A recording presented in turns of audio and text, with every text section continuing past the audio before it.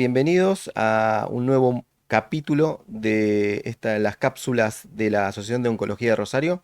En esta oportunidad vamos a actualizar los temas del Congreso de San Antonio, que se realizó ahora en diciembre de 2025, y nos vamos a enfocar en cáncer de mama, en el fenotipo luminal, aquellas pacientes que tienen receptores hormonales positivos, HER2 negativo, y para ello tengo a la doctora Luisina Frucci, que participó del Congreso y que nos va a actualizar un poco acerca de el panorama o qué fue lo más relevante en el Congreso en este tópico. Luisina, bienvenida. Hola Cristian, ¿cómo andás? Bien. Bueno, sí, me tocó hablar de una de las drogas que revolucionó un poco el Congreso, que de hecho se aplaudió cuando se presenta, del estudio Lidera, la droga es giredestrant. El estudio es un estudio fase 3, randomizado, abierto, multicéntrico, que lo que randomizó pacientes estadios tempranos, estadio 1 a 3, receptores de estrógeno y progesterona positivos, HER negativas, que se las randomiza a dos ramas. Una es el giredestrant. Estas son pacientes receptores positivos, HER negativos, que son operadas de inicio. Que pueden haber, digamos, la cirugía tendría que haber pasado 12 meses de la cirugía. Sí. Si tenían indicación de adyuvancia o neoadyuvancia quimioterapia, la tenían que haber hecho. Completar. ¿Qué es lo que hacemos en la práctica ¿Qué habitual? es lo que hacemos en la práctica habitual? Porque son pacientes que uno las considera de alto riesgo. Sí. Es decir, eran estadios 1 o 3, pero por ejemplo, las estadios, cuando las estratificaban, las que eran axila negativas tenían que tener un tumor de más de 1 centímetro con un G3 o Ki mayor o igual a 20, o una plataforma que tenga mayor, si era Oncotype tenía que ser mayor a 26 y si era MammaPrint tenía que ser alta. O sea, las plataformas eran de alto riesgo. Alto riesgo, sí. Exacto. Y T4N0. Sí. Si no, eran axila positivas. Esas eran las que entraban. Bien. Entonces, tenían que haber cumplido la parte de quimioterapia, si tenían la indicación, sí, que probablemente, o sea, de hecho sí, el 89% había hecho quimioterapia, y ahí se las randomizaba a dos grupos.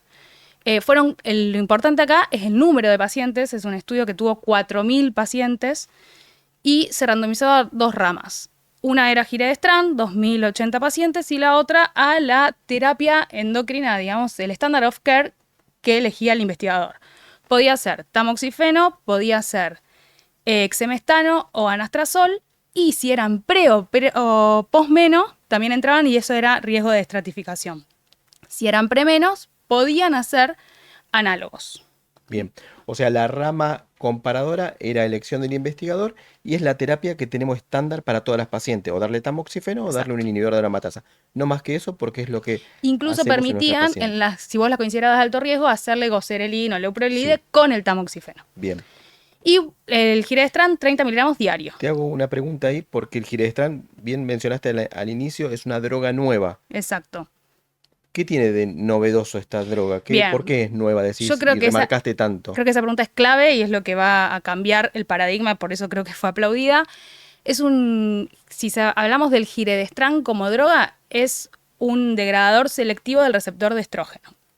¿Qué quiere decir eso? Que es vía oral, porque ya conocemos otros como el fulvestrant, que está utilizado hasta la actualidad en otros estadios.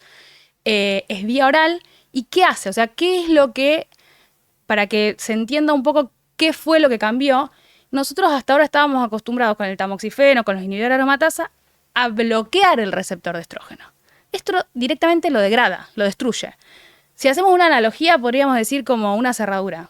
O sea, el receptor de estrógeno es la cerradura y nosotros le ponemos una llave, ese es el tamoxifeno. O sea, yo le pongo una llave que en realidad ocupa el lugar de la cerradura, pero no lo toca, no lo mueve, no lo abre ni nada. Acá lo que hago es directamente destruyo la cerradura. No existe más. O sea, me está diciendo que es más potente, exactamente, en teoría, sí, que lo que se vio las hasta terapias ahora hormonales que tenemos, porque es un cambio drástico en el manejo de la hormonoterapia en las pacientes. Nosotros hace muchos años que no hay un cambio tan sustancial con una hormonoterapia. Entonces, por lo que me decís, es un fármaco que es más potente a lo que sí, tenemos en la actualidad. Hasta lo que se vio ahora, y hay otros estudios también en avanzado y en neoadjuvancia, y se ve que es un fármaco que es superior a lo que tenemos en la actualidad por este mecanismo de acción que vemos. Hace 20 años no sale algo en adjuvancia. y que ya tenemos algunos fármacos en enfermedad avanzada para Exactamente, usar con este mecanismo de acción, pero acá estamos en el escenario temprano. exacto. Bien, y entonces randomizó, dividió a las pacientes, a estas 4.000 pacientes, en darle la terapia estándar que el investigador elegía, sea el inhibidor de aromatasa o el tamoxifeno, o El el Geredestran. giredestrán en esta ocasión. Te interrumpí ahí, ¿querés continuar? Dale, bueno, se los siguió durante 32.2 meses, que es el primer análisis interino, y se corta ahora en agosto de este año, 8 de agosto del 2025, el primer corte, y ahí es donde publican los nuevos resultados, los primeros que tenemos, que el objetivo primario de este estudio, al ser un estudio en enfermedad temprana, era tiempo libre de enfermedad, digamos, de supervivencia libre de recaída. Y lo que se vio hasta ahora, estos números fueron 92 versus 89. Es decir, con un hazard ratio, que esto fue lo más impresionante, de 0.7. Traducido a palabras en criollo, es que el giredestrán disminuye un 30% la posibilidad de recaída. Y estamos hablando de un estudio que está cortado a 32 meses, falta mucho. Cuando muestran las curvas, se van separando y a partir de los 32 meses parecería que se van separando aún más. Creo que eso fue lo que llamó más la atención y, digamos, logra que el público aplauda. Es perfecto, se comprendió claramente con el tema de los 32 meses de seguimiento y esta separación que hay, y es un dato sumamente positivo. eh, Uno se preguntaría, decir, ¿tenemos que esperar más tiempo por los tipos de tumores y las recaídas tardías que tenemos con esto? ¿O con los 32 meses, viendo lo que pasó con los inhibidores SDK y cómo este efecto se va ampliando en el tiempo? Uno podría quedarse tranquilo y todavía no lo tenemos, pero podríamos estar indicando un No, giredestrán en las pacientes. yo creo que le falta tiempo, de hecho los análisis en sobrevida son inmaduros todavía, si bien parecería también ser positivo en sobrevida, todavía es inmaduro. Tengamos en cuenta que por lo menos tenemos que esperar 5 años y que el problema de la hormonoterapia es que las pacientes dejan la hormonoterapia. Y esto fue otro de los puntos que se evaluó, la discontinuación. ¿Por qué? Porque el objetivo secundario también era seguridad. Y cuando uno evalúa a las pacientes, nuestras pacientes de todos los días que toman hormonoterapia, lo que tienen y lo que los hace abandonar son los efectos adversos.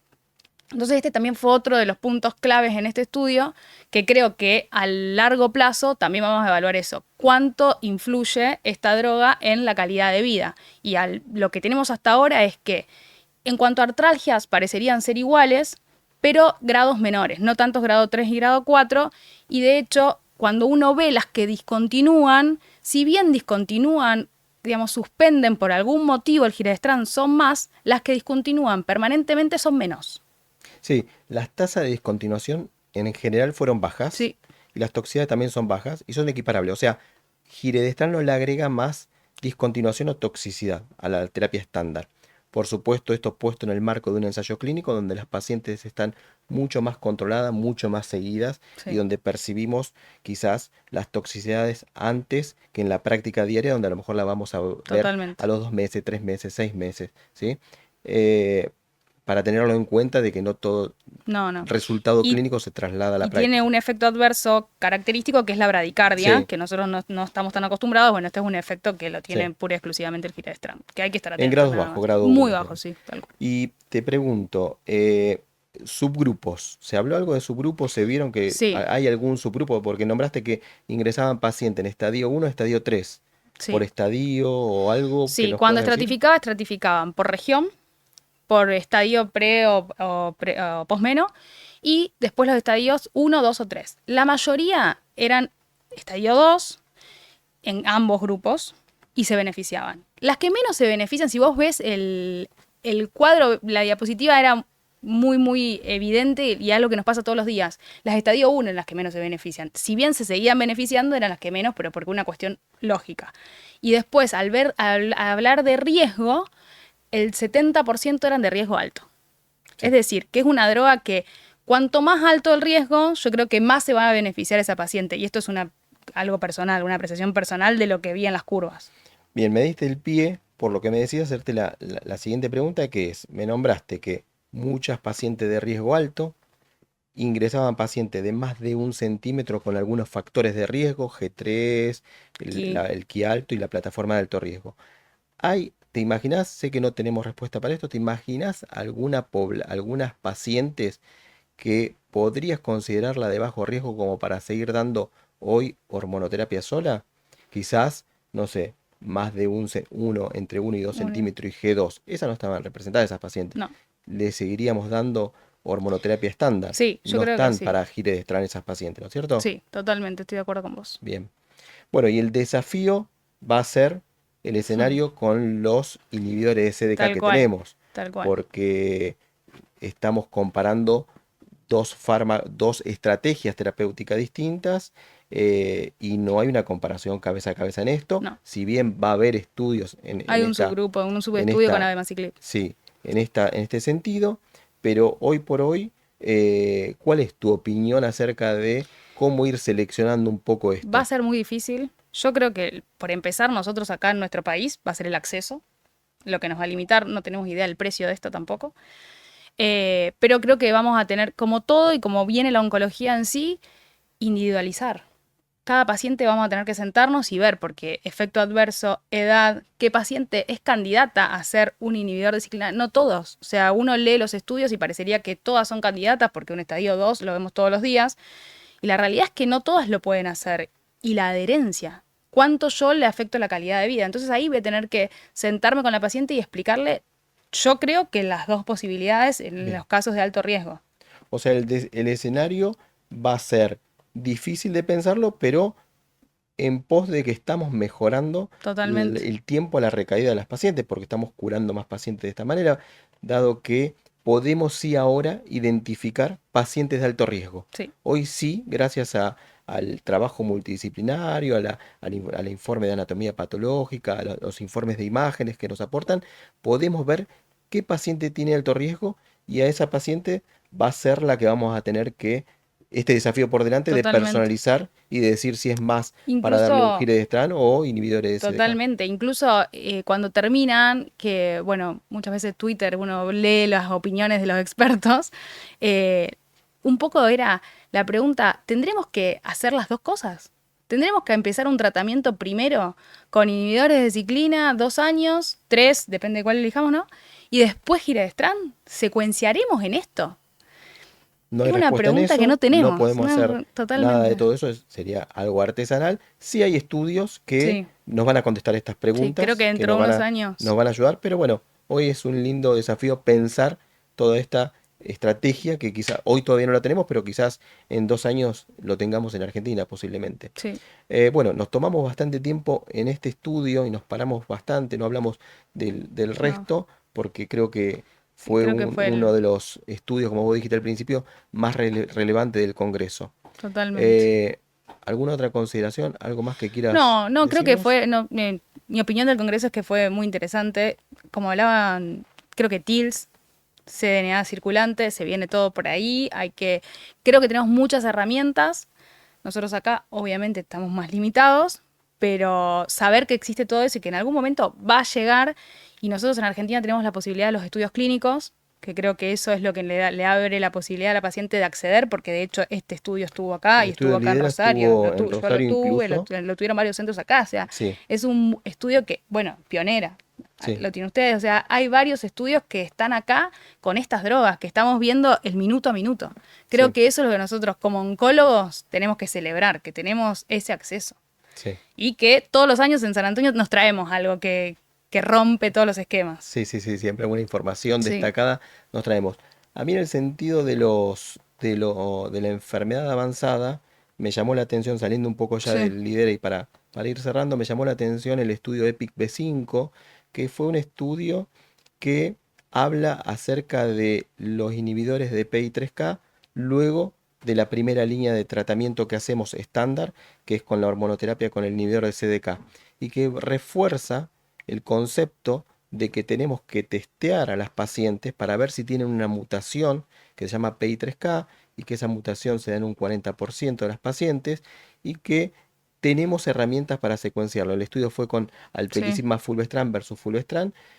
Ya había un estudio parecido que era el SOLAR, sí, pero el SOLAR tenía la misma población, pero tenían muy poquitos pacientes con inhibidores de CDK. Este estudio fue tiene. completamente lo que hacemos hoy en la práctica clínica, con lo cual refuerza el concepto de seguir seleccionando mediante estrategias de biomarcadores en nuestras pacientes. Y, Sí, la estrategia de cuándo. y De de cuándo cuándo vamos a secuenciar. testear, porque Sí, también es eso, cuándo secuencias, cuándo testeás. Con los capitelos también aprendimos. O sí, sea, creo que tenemos que tener en cuenta que hay ciertas mutaciones que la vamos a tener antes de SR1, cuándo la tenemos, cuánto tiempo pasa para tenerla. Creo que tenemos un montón de estrategias en algo que antes no existía, no estaba ni sí. pensado. Sí, vamos a tener que testear mucho en distintos momentos quizás. En algunos casos va a ser necesaria rebiopsiar, si no es que tenemos Sí, información a través de la biopsia líquida, y en base a todo eso iremos planteando cómo vamos a ir dándole la mejor opción terapéutica a nuestras pacientes. sí, totalmente. Bueno, gracias Luli. No, de nada. ¿Algo para agregar, para despedirte? No, nada, que tengan todos un buen año. Gracias por hacerme venir el Que 30 nos de sigan en diciembre. el canal de la Síganos en OC, el de la OR. canal de la OR. Nada más. Gracias.